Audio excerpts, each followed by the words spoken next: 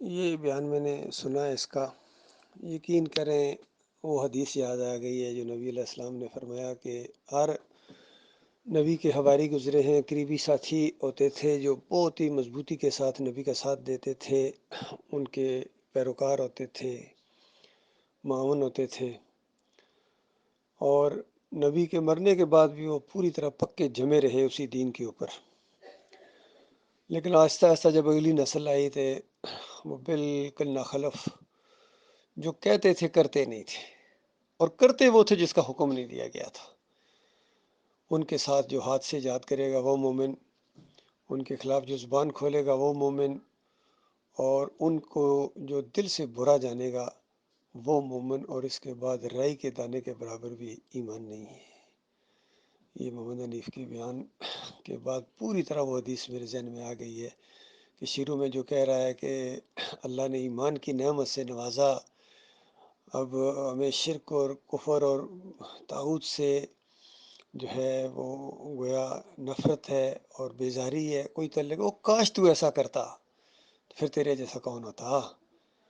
اور کہتا ہے کہ شرک نہیں کرنا ہے، اور شرک تو نے تو داخل کیا ہے، سجدہ تعظیمی کا شرک اس جماعت کے اندر داخل کر کے پھر کہتے ہو ہم شرک سے بیزار ہیں، طاغوت کے لیے نرمی پیدا کر کے پھر کہتے ہو کہ طاغوت سے اجتناب کرنا ہے، اور مومنوں کو اپنے سے دور کر کے انتشار پھیلا کے مومنوں کو آپس میں دشمن بنا دیا، اور پھر کہتے ہو کہ اجتماعیت اور استقامت۔ یہ بہت ہی فریب کاری ہے، یہ بہت ہی بڑی بدبختی ہے اس بندے کی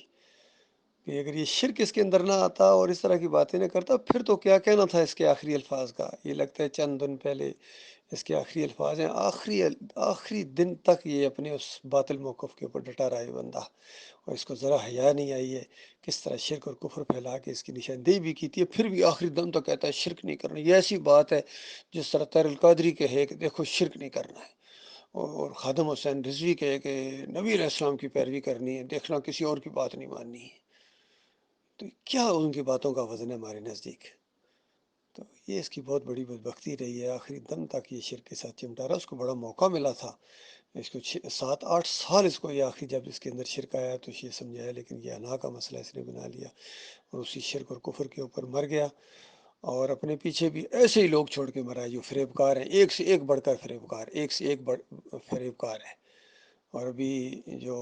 آج ان کی میٹنگ ہوئی ہے اس محمد حنیف کے مرنے کے یہ تیسرے دن، اس میں بھی سارے ان مرکزی شورا نے اس کے لیے جنت الفردوس میں اعلیٰ مقام کی دعائیں مانگی ہیں، اور اللہ فرمائے ما کان للنبی والذین آمنوا ان یستغفروا للمشرکین، کہ کسی نبی کا یہ کام نہیں ہے، کسی مومن کا یہ کام نہیں ہے کہ وہ شرک کرنے والوں کے لیے اتنی بات کہہ دے کہ یا اللہ اس کو معاف کر دے۔ جنت کے بلند درجات تو اس وقت ہوں گے نا، جنت پہنچو گے تو ہوں گے نا، اس کی خوشبو سے بھی محروم رکھے جاؤ گے اللہ کے دین کو پکڑنے والے، شرک اور کفر کرنے اور کرانے والے، ان کے لیے، اور اللہ کے مخلص بندوں سے بغض رکھنے والے یہ جنت کی خوشبو بھی نہیں پائیں گے۔ اور پھر ڈاکٹر عبداللہ کو انہوں نے اپنا امیر بنانے کے بعد پھر دعا مانگی کہ ان کو اللہ تعالیٰ محمد حنیف کے نقش قدم پر چلنے کی توفیق عطا فرمائے، دین کا کام اس طرح کریں جس طرح محمد حنیف نے کیا تھا، یعنی جس طرح محمد حنیف نے فریب کاری کی اور لوگوں کے ساتھ دھوکہ کیا اور فراڈ کیا، اللہ کے ساتھ دھوکہ، دین کے ساتھ دھوکہ، اپنی جان کے ساتھ اس نے دھوکہ کیا۔ کس قدر ظلم ہے شرک اور کفر کرنے کے بعد پھر کہتا ہے کہ شرک سے بچنا ہے، شرک سے بچنا ہے۔ اس چکروں میں آگے یہ سادہ لوگ اندھے مقلدین کہ یہ تو شرک کے خلاف ہے، شرک کرا کے سجدہ تعظیمی کا شرک اس نے ایجاد کیا ہے۔ پھر کہتا ہے عیسیٰ علیہ السلام کو اللہ تعالیٰ نے اپنی ایک صفت دے دی، پھر کہتا ہے انسان کو سجدہ کر سکتا ہے، پھر کہتا ہے جب چاہے اللہ تعالیٰ اپنی صفت جس کو مرضی دے دے۔ یہ سارے کفر بکنے کے بعد پھر اس کے منہ پر یہ بات اچھی لگتی ہے، کوئی مومن اس کو پہچان سکتا ہے، یہ مشرک نہیں پہچان سکتا۔ یہ دوگلے اور یہ منافق قسم کے لوگ جو پیچھے چھوڑ کے گیا، پوری ٹیم اپنی جماعت چھوڑ کے گیا ہے، اور قیامت تک یہ کفر شرک پھیلاتے رہیں گے اور اس کا وبال اس کے اوپر چڑھتا رہے گا۔ اور حدیث میں آتا ہے جب کسی مرنے والے جو یعنی کافر مشرک ہو یا برا آدمی ہو، اور اس کے مرنے کے بعد اگر کوئی اس بندے کی تعریف کرے، یعنی بڑا اچھا آدمی سا، اگر اس طرح کی بات کہہ دے، ادھر مار پڑتی ہے، فرشتوں میں مارتے ہیں اس کی، کہتے ہیں اچھا تو اچھا آدمی تھا۔ تو اس انداز سے تو جب یہ اس کی تعریفیں کرتے ہوں گے، اس کے لیے جنت کی دعائیں مانگتے ہوں گے کہ دینی بڑی خدمت کی ہے، تو مار پڑتی ہوگی اس کو محمد حنیف کو وہاں کہ اچھا تو نے دین کی خدمت کی تھی کہ شرک پھیلا کے آئے ہو. یہ ہونے والا ہے. کاش ان کو پتہ چل جائے، وہ چیختا ہوگا کہ ظالموں بند کرو، تمہاری اس تعریف کرنے کی وجہ سے مجھے اور مار پڑتی ہے. بہرحال ان کا بھی ٹھکانہ ادھر ہی ہے، ایک ہی جگہ جائیں گے یہ سارے اللہ کے دین کے دشمن.